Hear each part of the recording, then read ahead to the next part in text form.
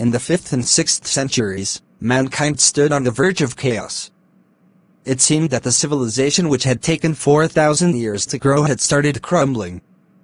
At this point in time, Allah Almighty raised a Rasul among themselves to lift the humanity from ignorance into the light of faith. When Hazrat Muhammad, peace be upon him, was 38 years of age, he spent most of his time in solitude and meditation. In the cave of Hira, he used to retire with food and water and spend days and weeks in remembrance of Allah Almighty. Thank you mister Alex कि आपने बड़े अच्छे अंदाज से हमें next passage जो है वो पढ़ के सुनाया है। अब इसकी ट्रांसलेशन और अंडरस्टैंडिंग की तरफ बढ़ते हैं।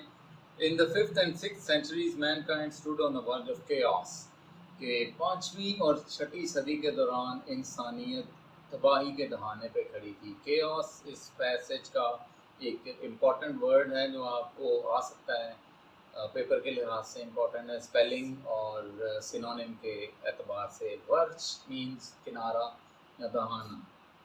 It seemed that the civilization which had taken thousands of years to grow had started crumbling.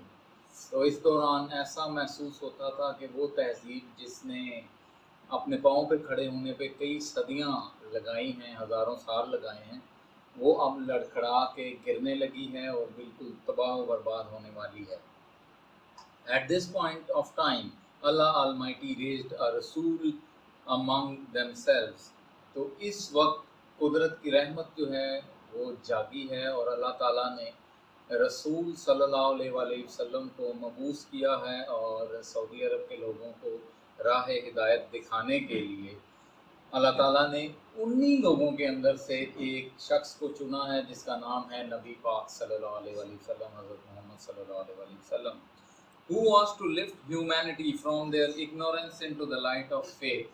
और नबी पाक सल्लल्लाहु अलैहि वसल्लम की ज़िम्मेदारी थी कि वो जहालत के अंधेरों से इंसानियत को निकालते और वहाँ से निकाल के ईमान की तरोताज़ा रोशनी की तरफ इंसानों को लेके आते। When Hazrat Muhammad, peace be upon him, was 38 years of age, जब नबी पाक सल्लल्लाहु अलैहि वसल्लम की उम्र 38 साल हुई, he spent most of his time in solitude and meditation. तो आप सल्लल्लाहु अलैहि वसल्लम ने अपना ज़्यादातर वक्त तन्हाई में और गौर व फिक्र करने में गुजारा है, अल्लाह ताला की याद में गुजारा है। इन द केव ऑफ हिरा, और जिस जगह पे आप सल्लल्लाहु अलैहि वसल्लम ने अपना वक्त गुजारा वो है गारे हिरा।